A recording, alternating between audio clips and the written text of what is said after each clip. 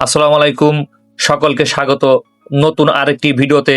আজকের এই ভিডিওতে আপনারা জানতে পারবেন প্রাথমিক স্তর, মাধ্যমিক ও উচ্চ মাধ্যমিক স্তরের তথ্য হালনাগাদের কি অবস্থা, সে বিষয়ে থাকছে বিস্তারিত আলোচনা।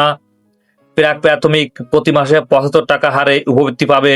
জুন মাসের 2 তারিখ থেকে 8 জুনের মধ্যে খুলনা, বরিশাল, চট্টগ্রাম ও সিলেট বিভাগের শ্রেণী হালনাগাদ ও নতুন শিক্ষার্থীর ডাটা এন্ট্রি শেষ করার নির্দেশ দেওয়া হয়েছে।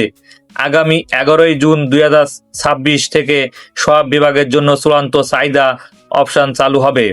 মাধ্যমিক ও উচ্চ মাধ্যমিক স্তর, ষষ্ঠ থেকে দ্বাদশ শ্রেণী, নতুন ভর্তি হওয়া ষষ্ঠ এবং একাদশ শ্রেণী শিক্ষার্থীদের জন্য এন্ট্রি সময়সীমা বাড়িয়ে গত 4 জুন পর্যন্ত উপজেলা পর্যায়ে যাচাই বাছাই সম্পন্ন করা হয়েছে। মৃত বা বিবাহ বিচ্ছেদ হওয়া অভিভাবকদের ক্ষেত্রে যেসব শিক্ষার্থীর এনআইডি জটিলতা ছিল তাদের জন্য প্রধানমন্ত্রী শিক্ষা সহায়তা ট্রাস্ট বিশেষ তালিকা তৈরি করে উপবৃত্তি নিশ্চিত করার নির্দেশ দিয়েছে।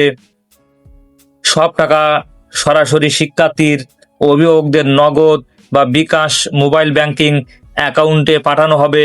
টাকা জমা হওয়ার সাথে আপনার ফোনে সরকারি বার্তা বা SMS পাঠানো হবে। এছাড়া যে কোনো সমস্যা বা তথ্যের জন্য আপনার শিক্ষা প্রতিষ্ঠানের প্রধান শিক্ষক বা দায়িত্বপ্রাপ্ত শিক্ষকের সাথে সরাসরি যোগাযোগ করতে পারেন। তো যারা এখনো এই সমস্যায় ভুগছেন তারা অবশ্যই যোগাযোগ করবেন। তো আজকের এই ভিডিওটি এ পর্যন্ত।